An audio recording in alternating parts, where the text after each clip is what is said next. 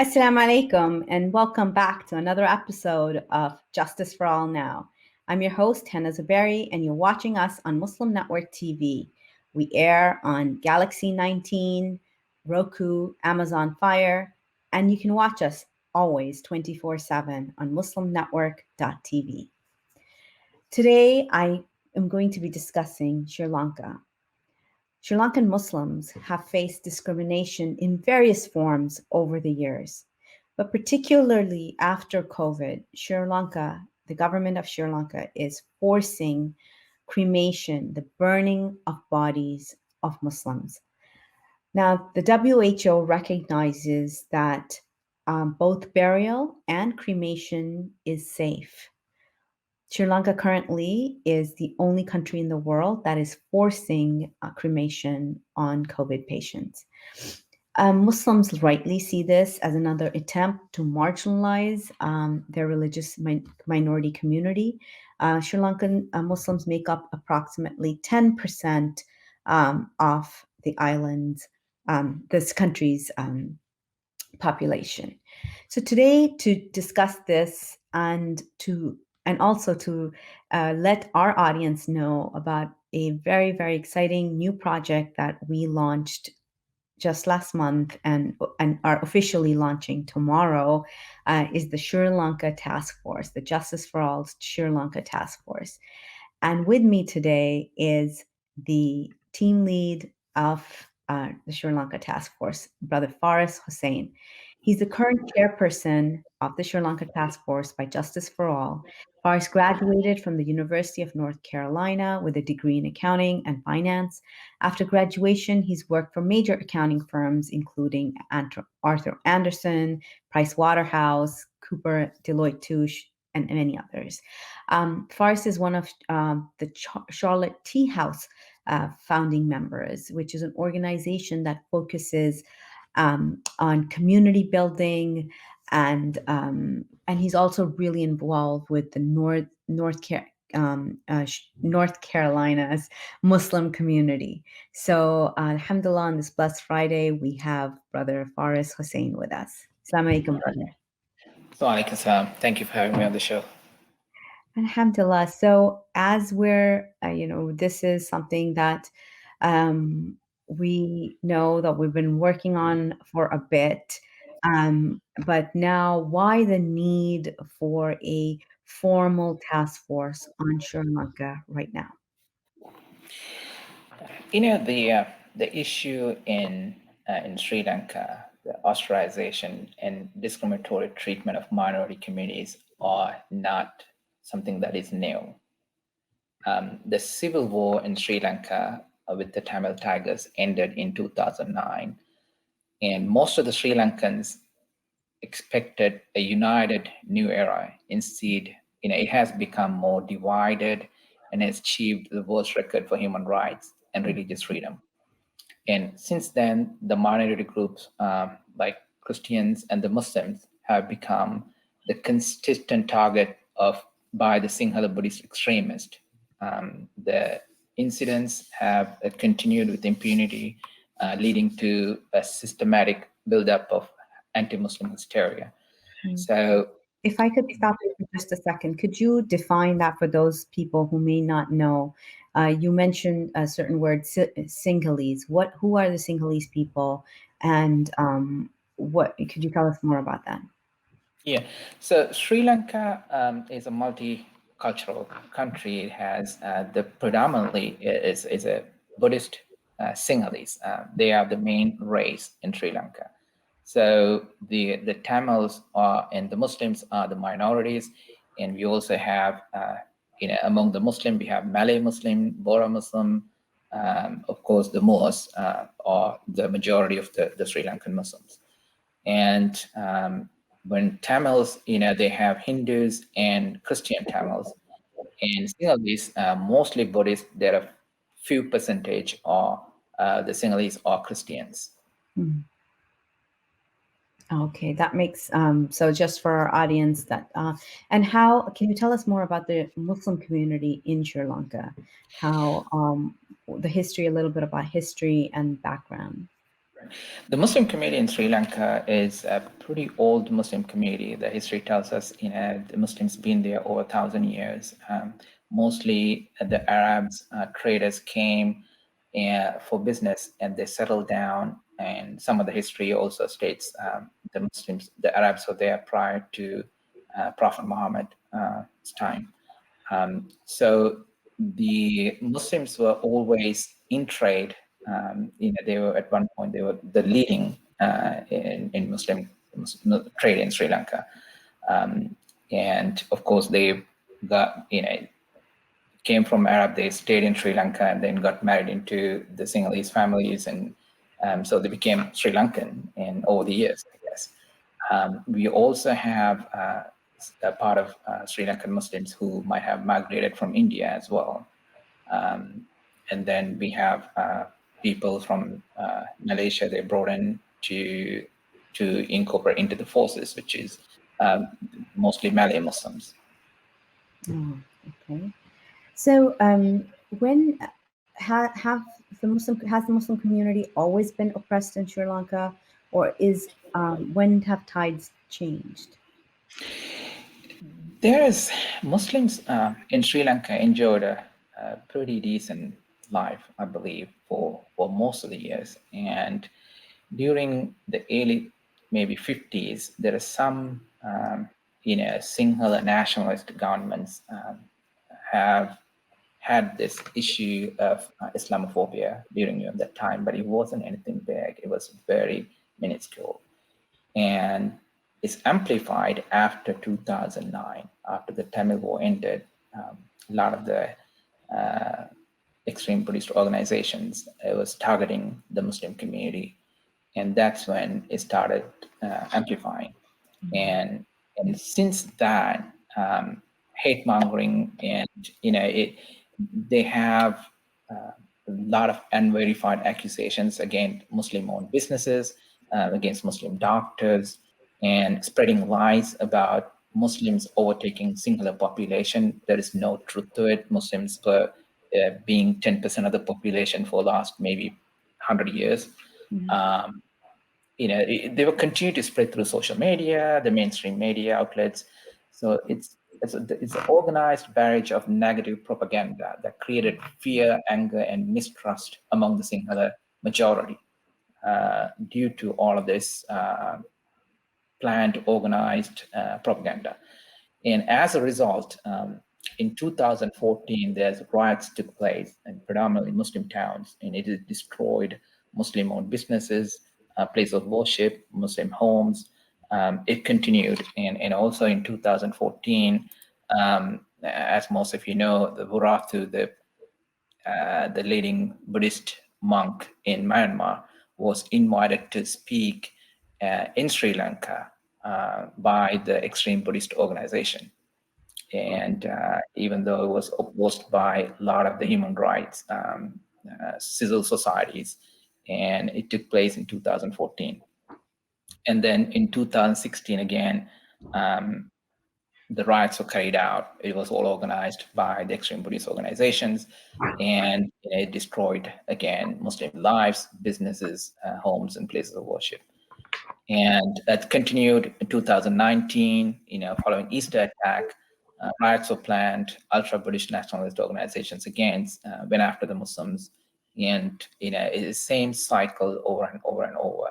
And then now, 2020, this forced cremation. And this forced cremation law is definitely designed to target the Muslim community by the hardcore right-wing faction of the present government. So one, I wanted to bring our audience attention to the fact that Warithu, now this is the man, Buddhist monk from Burma, who is sort of a mastermind, or at least the one who has given the spiritual dimension to the Rohingya genocide, where he let the Burmese people know that this was acceptable in Buddhist religion to commit murder, mass murder of a people. And, I've talked to other Buddhist monks who oppose this and who have gone back into their teachings and that really teach peace. and are trying to work against people like Warithu. But one thing that they said, I remember in my conversations with them that came up, was these people are so well funded by the same military generals that own businesses in Burma, own jade and gemstone companies, and they fund this hate. They fund. So if a peaceful monk um, is if a peaceful monk will publish a book, it will be spread throughout the country. It would not be spread throughout the country because they just don't have enough money to put into publications. Whereas a hateful monk's preachings will be spread throughout the land, funded by the military. And so this nexus of Buddhist in Sri Lanka, extreme Buddhist in Sri Lanka, and extreme Buddhist in Burma coming together to oppress the Muslim community. This is something that is, many of us have been warning about this for a while, but now you're seeing the results of their networking. And so now to counter this, Brother Faris, if you could share, is the Sri Lankan community in touch with other Muslim minority communities in that region? How has there been any sort of like learning from each other? Because it seems like the enemy is the same. Right. There is not much of a connection. And I was talking to some of the activists in Sri Lanka, human rights activists, and they have been to Myanmar. They have spoken to what is happening in the ground. But there is no alliance between, the Sri Lankan Muslims and the Muslims in Myanmar.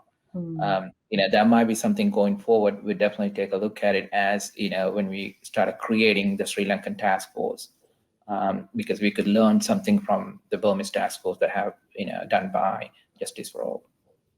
Definitely, and I think this is very important because, as you can see, when people who are plotting against you are meeting and sharing tactics and sharing, because it's the same rhetoric being used, then what has worked in different countries. This is definitely conversations that need to be had.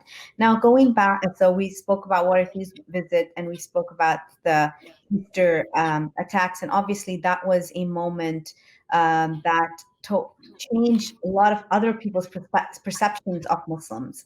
Now, tell us more about these Easter attacks.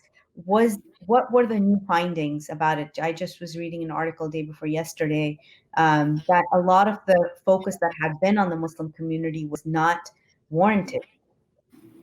Correct. It is amazing that the Muslim community has spoken with authorities on many levels, and there was many incidents. These people were saying, "Look, some of this preaching by some of the people who carried out the Easter attack is not benefiting the community, right? And some of the stuff that they're saying is actually breaking the law." And they went to the authorities. They have spoken with the intelligence officers, and nothing has happened, right? And even the findings by the presidential commission appointed by the Sri Lankan government, and they were saying there was a lot of breakdown in communication within the intelligence, and they just almost just let this happen, right? And of course, there's a lot of theories and getting into who's behind it and all of that. But at the end of the day, the people who carried out the attack are Muslims, right? So there is some, of course, it's easier to blame all the Muslims for it. But even though Muslims did everything they can possibly do except for arresting this guy, which Muslims don't have the authority to do so, right? That authority lies within the government and the intelligence in the forces, which they had all the information. They had all the information more than the Muslims. And the Muslims, whatever information they had, they provided to them. And this is prior to attack, way prior to attack, in years before. And the government just let it happen, it seems like, and now the Muslims are paying the price for it. Can you share with me why is this happening? What analysis do you have in your experience and being working on this for a while. Are they using the rhetoric that is coming, this anti-Muslim rhetoric, Islamophobic rhetoric that's common in other countries, or is there a specific reason to scapegoat Muslims in Sri Lanka? Of course, one is definitely a financial. It is they see some of the Muslims in Sri Lanka as wealthy, right? And they're into business, and which is one issue. They're going after the Muslims. The other is that definitely the Islamophobic rhetoric that comes from around the world and is very well funded. And if you want to get into politics, if you want to write a book, if you want to become famous, and this is the easy target. This is how you become famous. This is how you get things done, right? You can get into politics. You can become a member of parliament by bashing Muslims because you have more supporters. And people need to belong. They love to belong to a group, right? And when you have this big money propaganda against Muslims, and they have that the number of people within that group that they can reach out to, they can get the support, and that's the main reason I see why this is happening. This is so now, for example, just 2 days ago, we read a news by, there was a tweet by Prime Minister Imran Khan, and Al Jazeera had an article about this, that Sri Lanka to allow COVID burials for Muslims after outcry. Now, obviously, we've been, sending state memos. There have been protests held around the world, but PM Rajapaksa said that Muslims will be allowed to have burial rights after global outcry after the government's mandatory cremation policy. However, what do you think of this announcement? It is. It has been done before. This wasn't the first time. Even the prime minister said that the burials will be allowed, but they go back and find a way to not to make it a law. And in the past, they said, look, the issue is the reason for we are not allowing to bury Muslims, COVID victims, is due to the waterbeds and contaminated, and the virus could spread through water. And recently, a member of parliamentarian was speaking, and he asked a question from the health minister about water contamination. And her answer was, look, the virus does not transmit it through the water, and we know that. And so you don't have to worry about it. And the next day, one of the Muslim member of parliament asked the prime minister, look, this burial issue has been always around the waterbed and transmitting. And yesterday, the junior health minister stated that is not the case. So are we going to allow burials? And Speaker mentioned that due to it wasn't within the records of parliamentary records, so that asked the prime minister to ignore that question. Anyhow, prime minister went on and answered the question, stating the burial will be allowed. Within 24 hours, the ruling party's spokesperson and said, look, that's not what the prime minister said. Prime minister said burials will be allowed. He did not say it is for COVID victims. Right?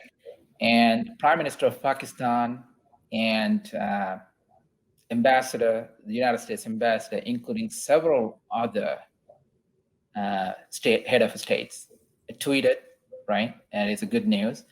And it seems like everybody misunderstood what he said. And I don't know, even the prime minister understood what he said, because he hasn't spoken about it since then. And there is no, gazetted in parliament. There's nothing laws passed, and everybody is looking for answers. And there is no, he clearly said that he will allow burial. And burying a body is not prohibited in Sri Lanka, right? is the COVID burial is prohibited. So when he answered the question, and everybody assumed that's what he's talking about, and I believe and that's what he's talking about. So, And especially since, so one, to clarify that in your analysis, you believe that he was talking about general burials, not COVID burials. And that has been what the outcry has been about COVID burials. This is something, just for those in our audience who may not understand, Muslims bury their dead, and the dead body is treated with a lot of respect and honor. And burning a body is religiously prohibited. It is extreme torture for a Muslim to see a body being burnt. So the psychological torture of already losing someone to COVID, not being able to be around them in their last moments, and then not being able to bury your dead with all the honor and dignity that it deserves, it has been a massive heartache for the people of Sri Lanka. And many do believe that this decision is to ward off further criticism during the upcoming session of the UN Human Rights Council. Why is that, Brother Faris? so the human rights abuses in Sri Lanka has been continuing for a long time, and with the Tamils and now the Muslims, and the government is afraid during the next UN session there might be some sanctions or something might be placed based on what is happening with all the records that they have. So sometimes it feels like they wanted to calm the international community down, and that might be the reason that they made that comment by Prime Minister. And also, Pakistan plays a huge role within the UN as well as with the OIC. And Pakistan's Prime Minister Imran Khan is planned to visit Sri Lanka, I believe, on the 22nd of February, and he will be addressing the Sri Lankan Parliament as well. So maybe to please him, this comment might have been made, and also to please calm the Muslim community for the upcoming UN session in Muslim countries, and that way that look, we don't really have a major issue. Like Prime Minister said that the burial will be allowed, but what about rest of the issues? This is not the only issue the minorities in Sri Lanka face, specifically Muslims, right? And there are a lot more issues that need to be handled, but this is a major issue as well for the Muslims. So they are kind of painting this as, it's not a big deal, it will be allowed and will be everything going to be okay. And that's a kind of picture they're trying to paint for the international community. So what would make this a firm, like a done deal? Would be what would have to be issued in Sri Lanka for this to be, if let's take him for his word, what would need to happen? So it need to be passed in the parliament, right? There's a gazette saying that it is against the law right now to bury the body. It need to be cremated. So it need to go through the parliament and a gazette, and they can do that within a day if they wanted to. And if a prime minister is agreeing to it, and the only person who can override the prime minister is the president. So president is keeping silent. He's not talking about it. He's not saying anything about it. And he is referring everything to the experts committee, and expert committee comes back and say, look, we can allow burials. And during this expert committee, and they created another expert committee to find to what's going on. And they had some people, they were qualified to answer these questions. And their findings were, they came back and said, look, there is no transmitting virus through water. And so the burial is not necessarily an issue for Sri Lanka. And when that report came out, the health minister said that's not an appointed committee. I mean, if it's not an appointed committee, who appointed it, right? I mean, all along they were saying, okay, we have another committee that appointed to look into this matter, and now saying that's not an official committee. And then we had to go back to this committee that's saying no. So it always goes back to the committee that says the burials are not allowed. Interesting. So, and this issue has resonated across the world. Professor Norman Finkelstein called it a disgrace. Others have shamed Sri Lanka on this.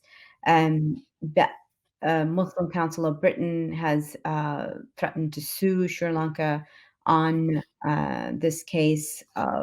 Justice for All is exploring ways of pressuring Sri Lankan government.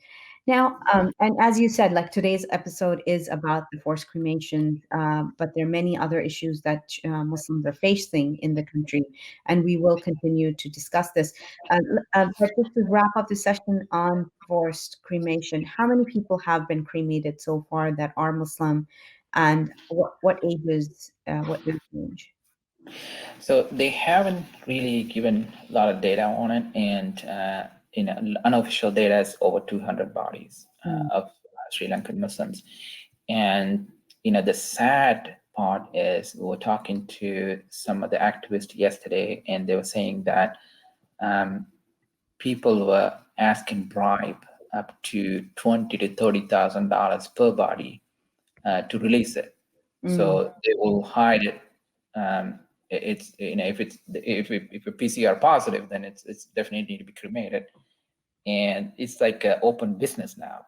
Like if you want your body to be to buried, and pay $20,000, and the Muslims are in like they could come back and easily say you are COVID positive, and they're not giving any reasons. They're not necessarily have a neutral party tested. So it is a lot of pressure on Sri Lankan Muslims. Like people who have the money, they might pay and get the body, and bury it. And people not many, even though there are Muslims well-to-do, there's a lot of poor Muslims in Sri Lanka. Majority of the Muslims aren't well-to-do in Sri Lanka. So that's going to be an issue for the Muslim community. And they're taking advantage of the situation right now. And there have been an outcry from religious councils across the world as well. So does nothing work? So far, nothing have worked, right? If you look at the governing party right now, they more of the officials are coming from the military, right? And I feel like the president, who was the former Secretary of Defense, and his way of handling is by possibly maybe all his people are order takers instead of it's a democratic Sri Lanka, like going through parliament. I think so. He is putting secretary on every single ministry, a former military personnel. And so we don't know where this is heading to. I mean, it's definitely not a good sign for the minorities in Sri Lanka and as Sri Lanka as a whole. Like this issue is not just Muslims are fighting against Sri Lanka. Even some of the Sinhalese are supporting, right? The Tamils were supporting. They had protest in the north and east last few days against burial, right? Or to allow burial. Against the cremation, and this is an issue for the entire Sri Lankan community. It's just subhanallah, like just thinking about it and imagining the pain of the people who, I mean, this is a religious freedom issue as well. Usual burials in Sri Lanka are done just normally with a cloth and then buried directly into the ground. Is there space for example, in New Orleans here in the United States, or even here in Maryland, where I'm based, I have seen graveyards offer concrete boxes where the body is buried. Is there no space for anything like that? So the Muslim leaders in Sri Lanka actually offered they would give concrete boxes to every single COVID victim and let them bury their bodies the government and the expert committee did not agree to it. And the prime minister, of course, he mentioned that, look, we're going to look for a dry land that we will let the Muslims bury their bodies. That was a promise given before this, and nothing happened.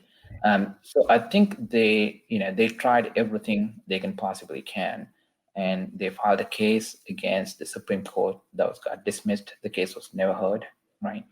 So I don't think there's any avenues working with the Sri Lankan government other than putting pressure internationally. Wow. And we've heard this man who's in charge right now does not take well to pressure. So this is right. a precarious situation for the Sri Lankan Muslims, and this is why it's focused work is so needed. So thank you so much for you to be here, for you being here, and inshallah we hope for a full program tomorrow. You'll be seeing the links to register for the launch of the Sri Lanka Task Force. We have some amazing speakers. Who all is speaking tomorrow? Speakers, we have a human rights activist who's from Sri Lanka, Shireen Sarur. We have the General Secretary, a newly appointed General Secretary of Muslim Council of Britain, and Imam Abdul Malik Mujahid from Sound Vision. And we also have a member of parliamentarian from Canada, Salma Zahid, and also Linda Sassour from the US speaking. So we encourage everyone to register. It'll be a good event, inshallah, and hopefully, they will be able to hear more about the ground situation as well as what Sri Lankan Task Force and what their goals are. Yes, please do register. You can go to www.justiceforall.org/events to register for this extremely important launch tomorrow. And with this fabulous lineup of speakers, I'm certainly looking forward to it. So thank you so much, Brother Faris, for being here and for sharing your thoughts with us. I am going to just leave you guys behind with this reminder. We're going to have this amazing lineup tomorrow to stop forced cremation in Sri Lanka.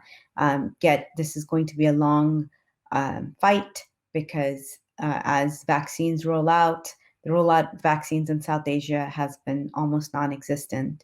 So there will be a long fight for this. So thank you so much for joining us, and we hope to see you tomorrow, February 13th, Saturday at 7:30 Eastern, 4:30 p.m. Pacific, and 6:30 Central. Assalamu alaikum.